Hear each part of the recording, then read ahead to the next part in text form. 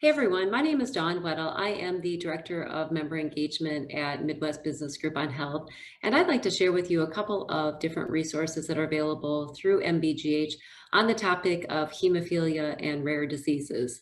We recently rolled out these two resources along with a webinar on June 9th, and we hope that you will take the opportunity to take a look at these resources. They are free. They're available to all employers. You don't have to be a member of MBGH to access these resources. The resources were developed in collaboration with the National Hemophilia Foundation, with Genentech, as well as with employer advisors. We worked really closely with a few employers to help us develop these tools, and they really provided great insights into what's most important for employers, what employers really need to know when it comes to managing rare diseases at their organization. So right now we're on the MBGH website homepage. We're going to go ahead and go to the resources tab, and under resources is employer toolkits. So we're on the employer toolkits page. You'll see the hemophilia toolkit is easy to find. It's right here on the upper left. There's 9 different toolkits on this page, but we're going to go ahead and click here and take a look at the hemophilia toolkit. You'll see that the toolkit is divided into sections, so you have an opportunity to hone in and look at the sections that are most meaningful for you or the ones that you want more information on. In the overview of hemophilia section, you'll learn a lot about hemophilia. There's some great data points that we've included, different types of hemophilia, different types of bleeding disorders, and then we have a treatment considerations section. Here we go into a little more detail about the treatment for hemophilia, and really important for you as an employer are these action steps. So we've outlined specific action steps that you can take. They're based on MASAC recommendations, they're based on ICER reports, and they have to do with reviewing your utilization management programs, looking to see where you're at with putting in step therapy or prior authorization programs. Also, looking more closely at, are you reducing all the barriers and obstacles to getting your members with hemophilia access to best-in-class treatment, comprehensive treatment through hemophilia treatment centers. Next, we'll look at the business case section. Here you've got information about the economics and best practices. In this gathering meaningful data section, we have outlined steps employers can take with their vendor partners. We know that there's opportunities here for waste with our vendors. We want our vendors to be transparent. We want there to be good dialogue between us and our vendor partners. And these action steps will help guide you through that process. Even if you can't do all of these action steps, even if you're able to do a few of them, you're going to see some value.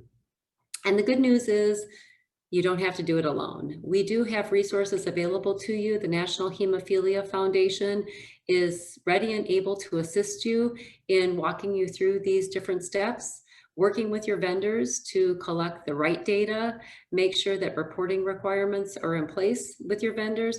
They'll even walk you through a retrospective claims analysis, and this is all free of charge. So if you would like more information about that retrospective analysis or using the resources at the National Hemophilia Foundation to help you with this process, please contact us at MBGH so that we can connect you to those resources.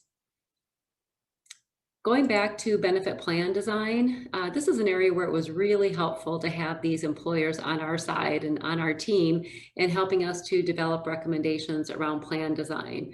We know that plan design can play a big role in reducing waste. It can help drive your members to the best quality care, and it can make your vendors more accountable by putting in some checks and balances along the way. In the section of carve out and contract standardization, we have some employer examples about adding in pre-authorization language. We've got more information about traditional versus value-based contracting, and another employer example about integrating performance guarantees into your PBM contract. I wanted to point out the last couple of sections. The adherence and assay management section is an opportunity for you to become more familiar with how clotting factor is dispensed by specialty pharmacy and how they typically and oftentimes do dispense more than a patient needs, leading to stockpiling, and on the employer side can lead to very significant costs.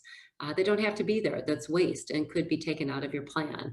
We've also included some case studies so you can see some real life examples of when you put some of these policies and practices into place, how that can add up to some pretty big savings for you. So that's the hemophilia toolkit. I hope you will take an opportunity to check it out. I do want to also point out to you, we have another resource available to you, and that is our hemophilia action brief. We were on the resources tab, we clicked action brief, and again, hemophilia and bleeding disorders is right here, top left.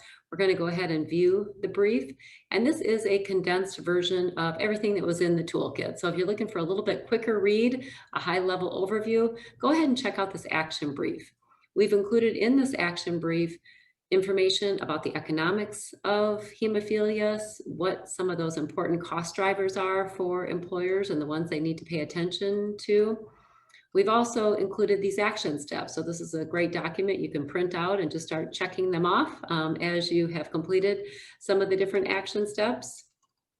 And then lastly, we have some really important discussion topics for you to work with your vendor partners, because it really needs to be a collaboration between both you as the employer and the vendors that you're working with if you're going to not only help your members with hemophilia achieve a better quality of life, get the best possible care, but also help reduce your costs. So with that, I want to thank you for taking this time to learn about these resources. Please come back to mbgh.org, go to that resources tab, and check out all the great resources that we have available to you. Thank you and have a great day.